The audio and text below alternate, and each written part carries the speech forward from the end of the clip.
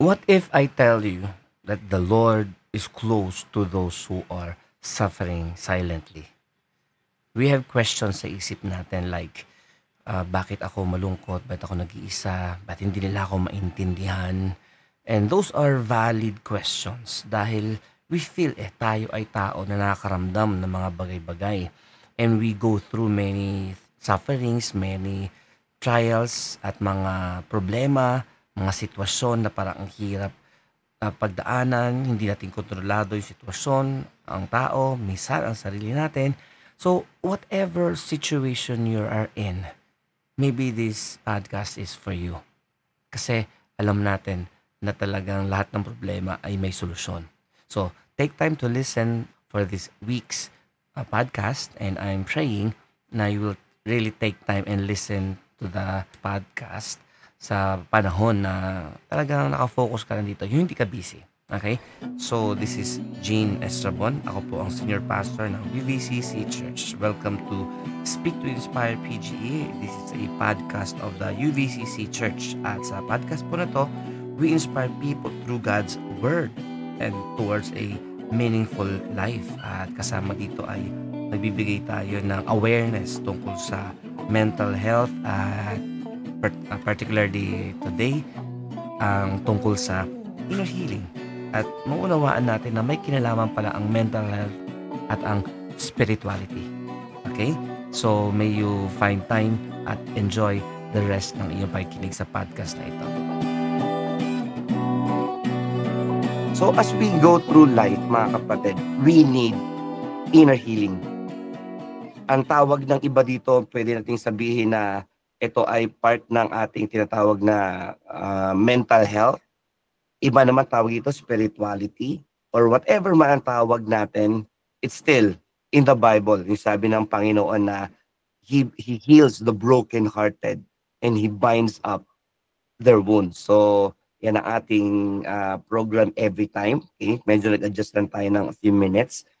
Kayo ba ay nakakaramdam ng pasakit na tila, eto, tingnan nyo, na tila walang nakakakita o nakakaunawa sa inyo? You know, alam mo, may struggle ka eh. Meron tayong mga iba't ibang mga dinadaanan sa buhay. Pero yung wala nakakapansin o walang nagsasabi na, uy, kaya mo yan. Yung parang, ay, okay, si ganito, okay yan. Lagi nang malakas yan eh. Pero little did they know, may struggle ka eh. Meron tayong hurts and pains na dinadaanan. So what do we do with that? No? Ang hirap kasi hindi sa ganun kasimpleng adjustment. So let's proceed. Ang sabi ng Bible, mga kapatid, sabi ng Bible sa Psalm 56:8. Okay, sabi rito, nalalaman nyo ang aking kalungkutan. Wow. The psalmist says to the Lord, at napapansin nyo ang aking mga pag-iyak. Hindi ba inilista nyo ito sa inyong aklat? Ay, wow. Okay. Sa English version, may nakalagay doon sa, okay, meron ba ako ng English version? Okay, wala. Okay, so, ang sabi doon ay, you keep my tears in a bottle. Okay? So, iniipon ni Lord yung ating pag-iyak. So, kung wala man, halimbawa man, wala nakapansin sa'yo, that time, that day, down na down ka, pero there's one Lord, the King and the Maker of all the universe, ang nakakapansin sa'yo. Alam niya. Pero sa part natin, hindi natin alam in a way na parang ramdam natin tatapikin tayo Lord sa balikat. Walang ganon. Pero the Bible says, nalalaman. Alam niya nga kulay ng buhok natin eh. Alam niya nga, mga kapatid, yung number ng buhok natin na natitira pa dyan. Okay? Kaya sa mga nandiyan, panote po, kung ilan na lang.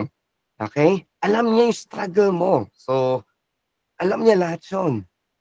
At ito pa na, nagno-notes si Lord, mga kapatid. Siya nagpauso ng panote. Hindi ba't inilistan niyo ito sa aking aklat? And then pag ni-review ni Lord ang iyong senaryo, lumapit na tayo sa Panginoon.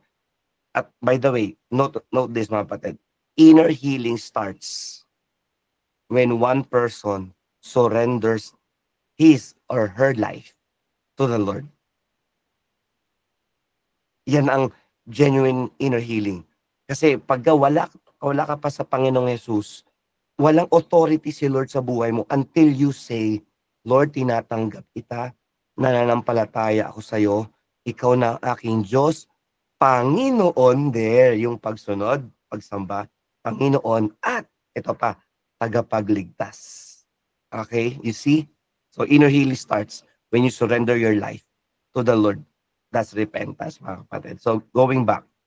So, nililista niya ito, and then, he notes everything. Kaya pag tinignan niya, uy, lumapit na sa akin si Brel. Okay, ano ba ang isulat ko rito? O baka may assistance ang anghel, we don't know. So, ni-remind niya sa ito pala, okay, Brel.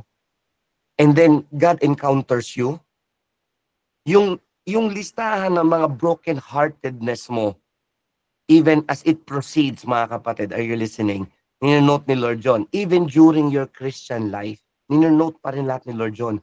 At hindi niya ididil yun once and for all. Gaganon ka, mga kapatid. Emotionally, hindi mo kaya. Hindi natin kaya yon.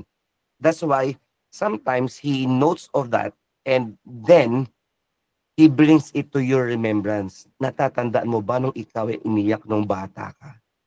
Would you like me to heal you from that? Yan ang inner healing. Tuloy ko lang. Okay? Sabi nga, pausap ng Pastor RJ, masyadong malawak ang inner healing. Okay, here's the truth in this episode. Ang Panginoon ay malapit sa mga tahimik na nagdurusa. Okay? In English, the Lord is near to those who are broken-hearted. At sabi nga rito, another report, balik ko lang yung report na to last time, sa GMA 7, okay, as you can see in my video. Noong April 21, Philippines mental health quotient worsens in 2024 according to study.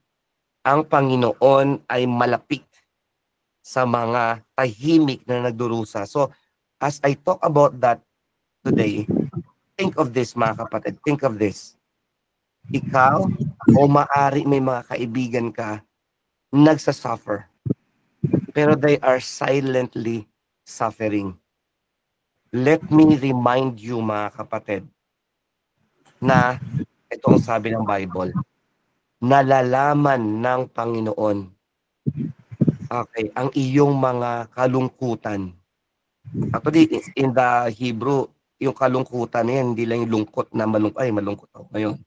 Kundi yung negative state ng emotion mo. That's the idea there. So, ang Panginoon ay malapit sa mga tahimik na nagdurusa. So again, reported last week lang, o last week ng GMA 7, yung mental health quotient, hindi emotional intelligence, kundi mental health quotient. So kung nag-worsen yan, ibig sabihin, dumadami ang hindi kayang mag-adjust sa mga may hirap nilang sitwasyon. Just like Charlene. Si Charlene ay hindi part ng nag-worse na emotional health, mental health quotient kasi kapag-adjust siya by the word of God. Now, isipin natin yung milyon na mga tao na nasa mga iba't ibang lugar na wala silang adaptations, wala silang mga bagay-bagay na katulad ni Charlene. Wala silang word of God. Think of that, mga kapatid. And they are suffering silently. Makikita mo na lang nagpakamatay. Makikita mo na lang na may ginawang krimen. Makikita mo na lang na nagkukulong na. Makikita mo na lang na ganun. Why? Because that person is suffering silently. So think of yourself and think of people around you. Okay, tuloy tayo. So what is the truth about people suffering in silence? Ang sabi rito, sila ay stressed, disappointed, regretful, emotionally wounded, and broken. Sila ay isolated, fearful, doubtful, angry, condemned, hurting, at meron sila mga mental health issues na hindi nila kayang dalhin. Okay? So, don't be fooled ng mga smiles ng mga tao dahil nakangiti sila, they're good. Pag tinanong mo kumusta ka na, I'm okay. Hindi ganun. If that is you, learn to adapt, learn to adjust, and surrender your life to the Lord. Okay, inunahan ko ng sarili ko. If that is not you, tingnan pa natin. Okay? Tuloy tayo. People who are suffering silently, people who are suffering silently intentionally hurt the people they love. Ooh, talaga? If a person is suffering silently, gusto man nila o ayaw nila, they hurt other people. Because hurting people hurt people. So you see that? So dahil sila ay nagsasuffer, alam nila o mas malamang hindi nila alam, lalo kung wala sila sa Panginoon, they will hurt the ones they love. At pagkatapos nilang saktan with words or with actions or with anything, mapaisip sila, ba't ko nagagawa yung nagagawa ko? And it's a grueling situation, mga kapatid. Gets niyo ako? So tuloy tayo.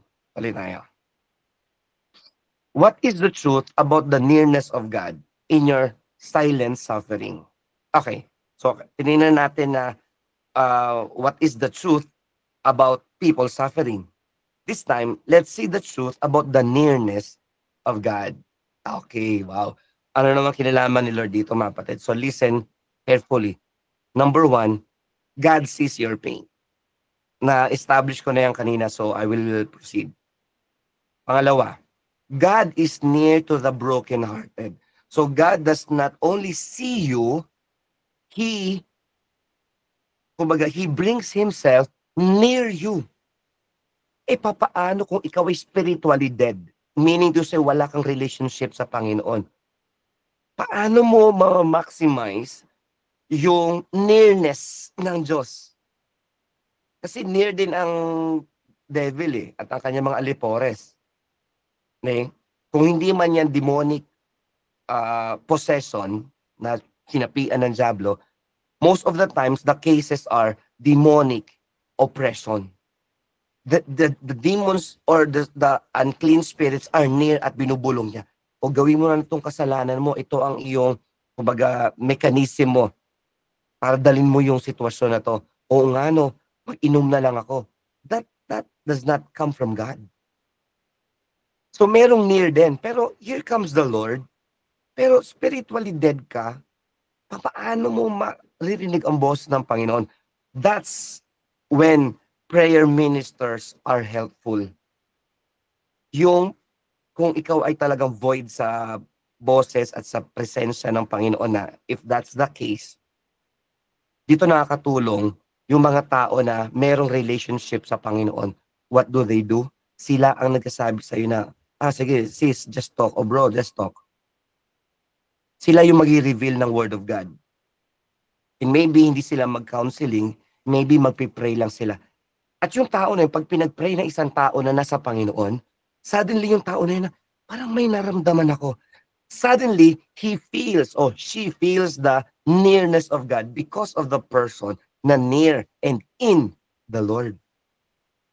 Kaya wag mo ipagdamot ang iyo. Kung ikaw ay Christian, kung ikaw ay may relationship sa Panginoon, wag mo ipagdamot yung prayer sa mga tao na kailangan mo ipag-pray. Nakakayaman, itabi mo ng hiya na yan, hindi ka kabayo. Okay? Ikaw ay tao. Huwag kang hiya ng hiya. Okay? So, you are, yes, thank you for reminding, Annalyn, you are a wounded healer. Go through ka rin, pero you are the instrument of God for them to feel the nearness of God. Next. God gives rest and restores hope. Yan, nako. I was discussing this with a member at with a few people about having rest. Brethren, ako ay classic case ng sobra sa overwork. Okay? At kailangan ko ng rest. That's why for the past how many weeks talagang uh, before 11 o before 12, tulog na ako. Dati mga 2 o'clock, 3 o'clock. Yan. So, at kung kailangan gumising alas 6, I will wake up. Kaya may discipline din naman ako in some ways. Pero I was hurting my physical body because of excessive na mga function. So, we need rest. Alam mo, ang isang story sa Bible, nung nagkaroon ng depression si Elijah after winning at Mount Carmel, if you know the story, di ba?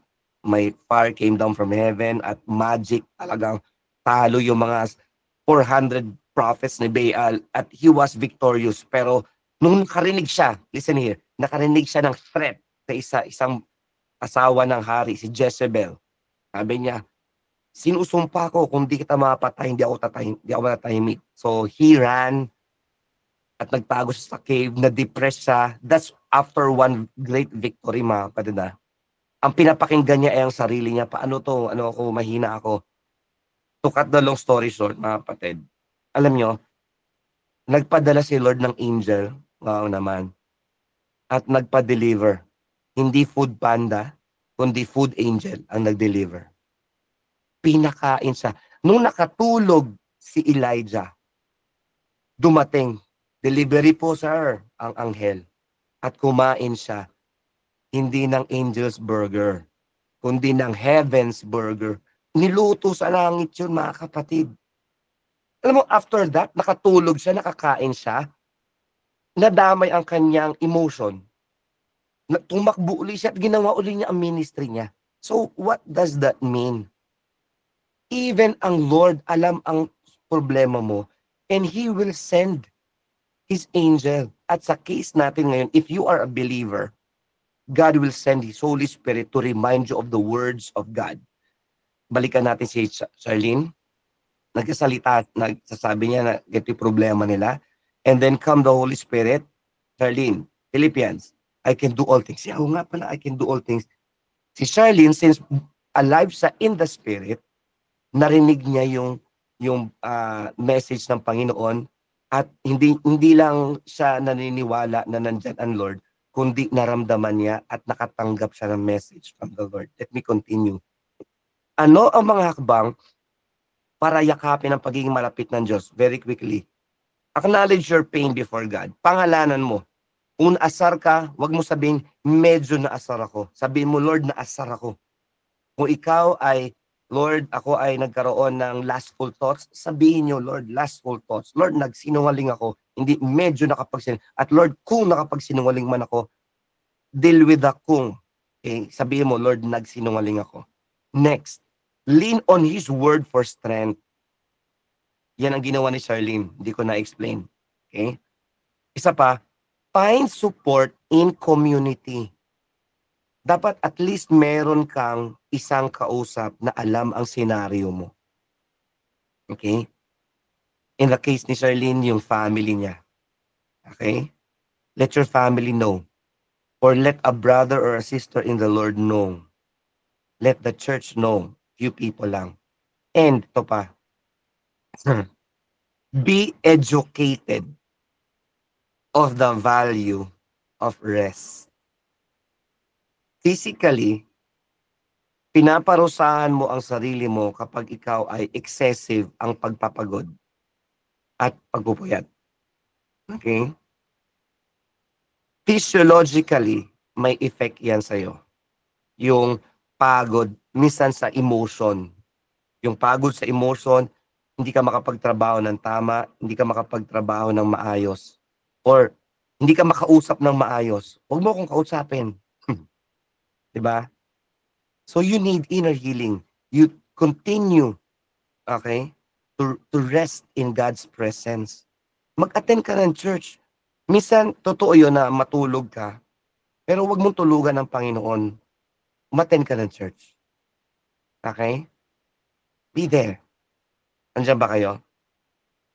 And in conclusion, mga kapatid, ayan, sabay-sabay nyo akong, okay, silently basahin, okay ba? Yakapin ang presensya at kagalingan ng Diyos.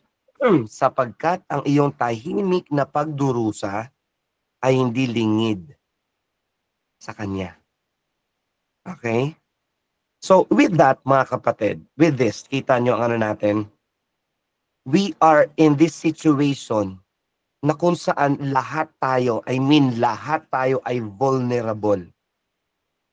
You need inner healing kahit na ikaw ay 3,000 years ng Christian. You need healing inside, from the inside out. And in the next na mga pag-uusapan, you will know more. Pero be established ngayong araw na to, mga kapatid, that as we have listened, ang Panginoon ay malapit sa mga tahimik na nagdurusa. And according to sa verse, alam niya ang iyong kalungkutan at ang iyong mga pag-iyak at inililista niya ito. So brethren, you are not suffering silently if you are in the Lord and you have a community of faith. Salamat sa iyong pakikinig, and maybe you can share this to your friends or other family members, and maybe they can benefit din sa iyong napakinggan. Okay? So God bless you po, and see you again on the next podcast.